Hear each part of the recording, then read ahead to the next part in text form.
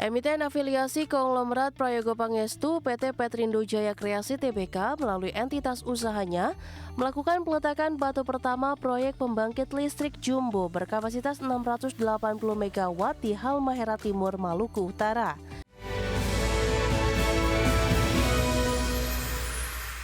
PT Petrindo Jaya Kreasi Tbk melalui entitas usahanya melakukan peletakan batu pertama proyek pembangkit listrik jumbo berkapasitas 680 MW di Halmahera Timur, Maluku Utara.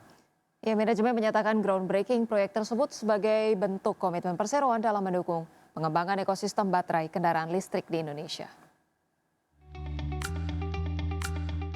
Emiten afiliasi konglomerat Prayogo Pangestu PT Petrindo Jaya Kreasi Tbk melalui entitas usahanya melakukan peletakan batu pertama proyek pembangkit listrik jumbo berkapasitas 680 MW di Halmahera Timur, Maluku Utara. Proyek tersebut digarap oleh PT Guna Dharma Integra yang merupakan entitas usaha yang dimiliki perseroan melalui PT Volta Daya Energi Indonesia. Groundbreaking proyek yang berlokasi di kawasan industri terintegrasi Feni Haltim Industrial Park, Halmahera Timur, Maluku Utara itu dilaksanakan pada Rabu 4 Februari 2026.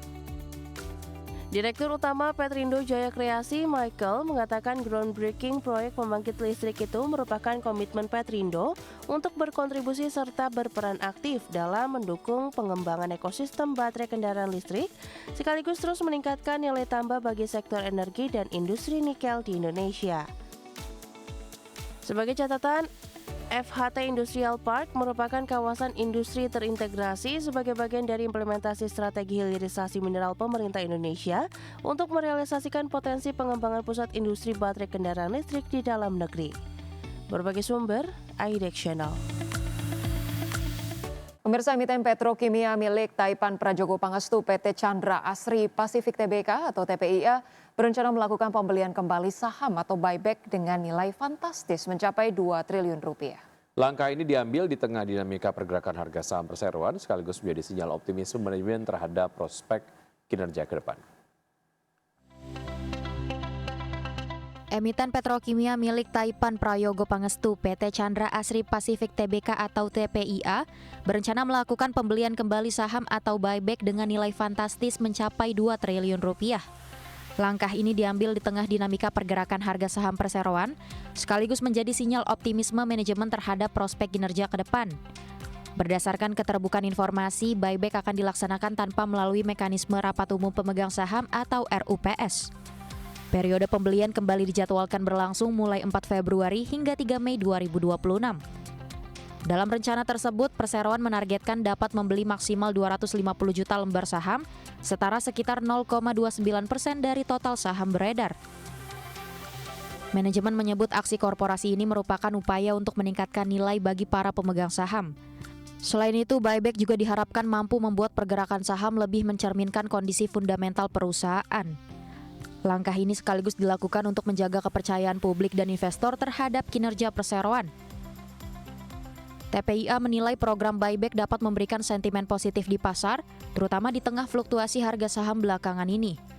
Kebijakan ini juga menjadi sinyal bahwa manajemen percaya terhadap prospek bisnis dan pertumbuhan perusahaan ke depan. Dengan dukungan fundamental yang dinilai solid, perseroan berharap minat investor tetap terjaga. Berbagai sumber IDX Channel. Pemirsa, di tengah meningkatnya ketegangan Amerika Serikat dan Iran diperkirakan akan menggelar perundingan nuklir di Oman pada Jumat 6 Februari mendatang. Presiden Amerika Serikat Donald Trump mengatakan hal-hal buruk kemungkinan akan terjadi jika perundingan tidak menghasilkan kesepakatan. Amerika Serikat dan Iran diperkirakan akan menggelar perundingan nuklir di Oman pada Jumat 6 Februari mendatang. Di tengah meningkatnya ketegangan setelah Presiden Amerika Serikat Donald Trump memperkuat kehadiran militer di Timur Tengah dan memperingatkan potensi konfrontasi jika kesepakatan gagal dicapai. Trump mengatakan bahwa hal-hal buruk kemungkinan akan terjadi jika perundingan tidak menghasilkan kesepakatan. Pernyataan tersebut meningkatkan tekanan terhadap Iran dalam kebuntuan yang telah diwarnai ancaman saling serang udara serta memicu kekhawatiran eskalasi menuju konflik yang lebih luas. Iran menegaskan tidak akan memberikan konsensi terkait program rudal balistiknya yang disebut sebagai garis merah dalam negosiasi. Pemerintahan Trump menyetujui permintaan Iran untuk memindahkan lokasi perundingan dari Turki ke Oman. Namun pembahasan masih berlangsung mengenai apakah negara-negara Arab dan Muslim di kawasan akan ikut serta dalam perundingan tersebut. Sebelumnya, ketegangan meningkat usai militer Amerika Serikat pada Selasa menembak jatuh sebuah drone Iran yang disebut berperilaku agresif saat mendekati kapal induk USS Abraham Lincoln di Laut Arab. Adapun peningkatan kehadiran Angkatan Laut Amerika Serikat terjadi setelah Iran melakukan penindakan keras terhadap demonstrasi anti pemerintah bulan lalu yang disebut sebagai kerusuhan domestik paling mematikan sejak Revolusi Iran 1979. Trump yang akhirnya tidak merealisasikan ancaman intervensi langsung kemudian menuntut konsensi nuklir dari Iran dan mengirim armada militer ke perairan dekat negara tersebut. Berbagai sumber, IDX Channel. Pemirsa, harga emas berbalik arah dan melemah pada perdagangan Rabu seiring penguatan dolar Amerika Serikat dan aksi ambil untung investor setelah rally tajam sebelumnya. Pasar kini menunggu rilis data ketenagakerjaan Amerika serta mencermati perkembangan geopolitik untuk mencari arah baru. Harga emas spot turun 0,3% menjadi $4.924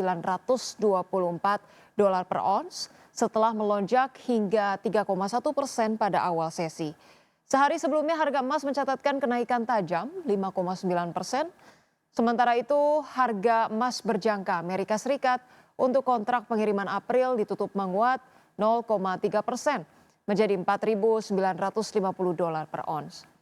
Indeks dolar Amerika Serikat bertahan di level tertinggi lebih dari sepekan, membuat emas yang diperdagangkan dalam denominasi greenback menjadi lebih mahal bagi pembeli di luar negeri.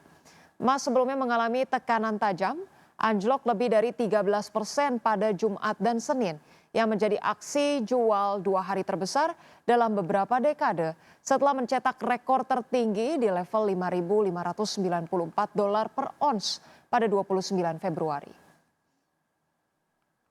Terima kasih Anda masih bergabung bersama kami. Pemerintah menyiapkan program insentif untuk Ramadan dan Lebaran 2026 dengan anggaran sebesar Rp12,88 triliun.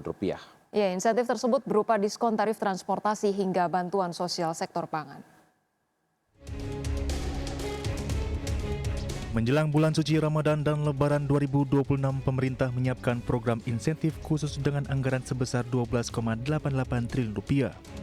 Menteri Koordinator Bidang Perekonomian Erlangga Hartarto menegaskan, insentif yang diberikan berupa diskon tarif berbagai moda transportasi hingga bantuan sosial, seperti bantuan beras dan minyak goreng, di mana insentif moda transportasi berupa diskon tiket yang mencakup diskon tiket pesawat, kereta api, angkutan laut, angkutan darat, dan diskon tarif jalan tol. Insentif diskon tarif transportasi yang diberikan berkisar 15 hingga 30%. Total insentif untuk diskon transportasi diperkirakan sekitar Rp200 miliar. Sekitar 200-an miliar.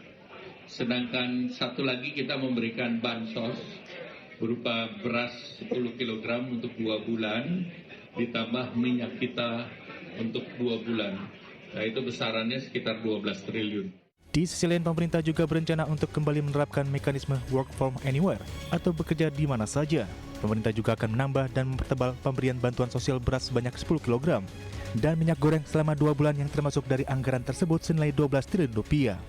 Dari Jakarta, Tim Liputan IDX Channel.